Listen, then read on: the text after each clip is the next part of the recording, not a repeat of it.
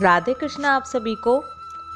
माघ महात्म्य के अध्याय 20 में हमने राजा चित्र की मुक्ति की सुंदर कथा सुनी। अब आगे माघ महात्म्य अध्याय 21। लोमश ऋषि के श्रीमुख से माघ महास्नान का फल सुनकर ब्राह्मण वेदनिधि, उनका पिशाच रूपी पुत्र और सभी पिशाचनी रूपी गंधर्व कन्याएं उनके साथ माघ स्नान के लिए चले गए। इसके बाद वशिष्ठ जी कहने लगे कि हे राजा दिलीप, बहुत से जन समूह इस संगम में स्नान करके सुखपूर्वक मोक्ष को प्राप्त हो गए।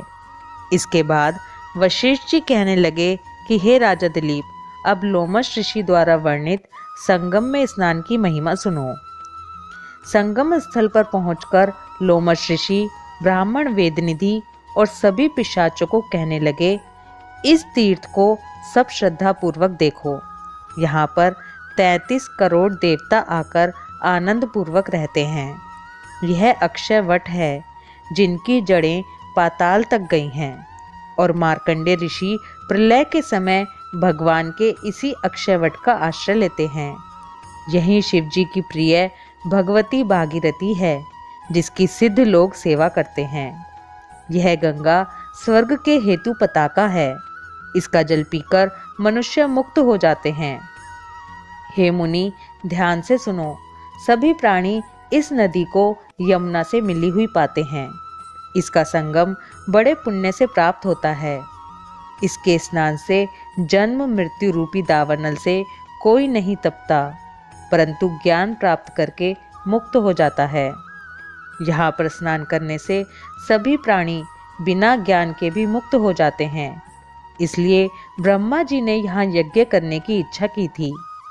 इसी संगम में भगवान विष्णु ने स्त्री प्राप्ति की इच्छा से स्नान करके लक्ष्मी जी को प्राप्त किया था। यहाँ पर त्रिशूलधारी शिवजी ने त्रिपुर दैत्य को मारा था और प्राचीन काल में उर्वशी स्वर्ग से गिरी थी तथा स्वर्ग पाने की इच्छा से यहाँ पर ही उसके स्नान करने से नहुष कुल के राजा ययाति ने वंशधर पुत्र प्राप्त किया। यहाँ पर इंद्र ने प्राचीन काल में धन की इच्छा से स्नान किया था और माया से कुबेर के सब धन को प्राप्त किया था। प्राचीन काल में नारायण तथा नर ने हजारों वर्षों तक प्रयाग में निराहार रहकर उत्तम धर्म किया था। यहाँ से जैगा शव्य सन्यासी ने महादेव जी जैसी शक्ति वाले से विजय पाई थी तथा अणिमा आदि योग के अति दुर्लभ ऐश्वर्य प्राप्त किए थे। इसी क्षेत्र में तपस्या करके श्री भारद्वाज सप्त ऋषियों में सम्मिलित हुए। जिन्होंने भी यहाँ स्नान किया उनको स्वर्ग की प्राप्ति हुई। इसलिए हमारे विचार से तुम सब भी त्रिवेणी में स्नान करो।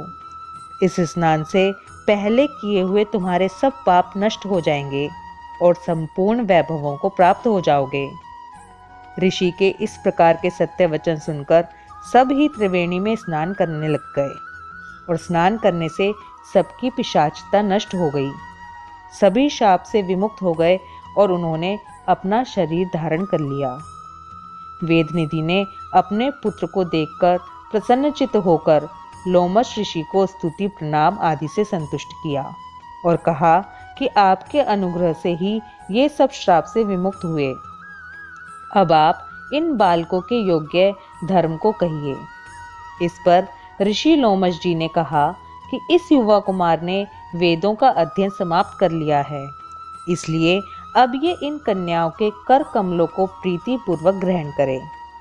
तब लोमश जी तथा अपने पिताजी की आज्ञा से इस ब्रह्मचारी ने सभी गंधर्व कन्याओं से विवाह किया और उन कन्याओं के सब मनोरथ पूर्ण हुए। जिसके घर में माघ महास्नान की महिमा का यह महात्म्य सुना जाता है, वहाँ नारायण ही पूजे जाते हैं।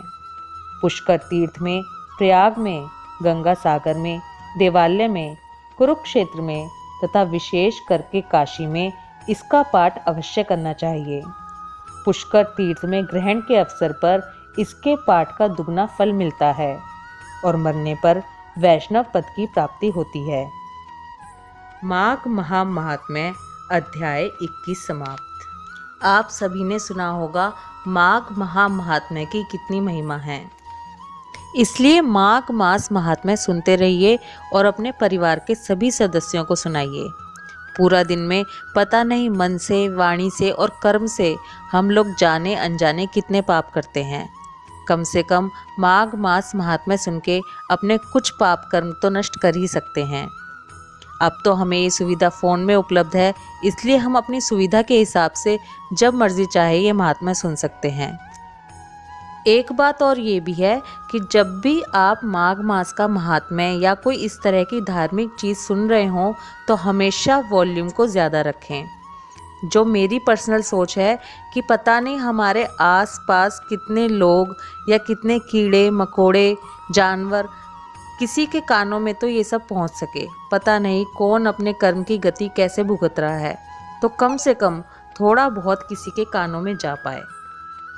वीडियो को जितना हो सके ज़्यादा से ज़्यादा शेयर करते रहिए। ओम नमो भगवते वासुदेवाय नमः। राधे कृष्णा।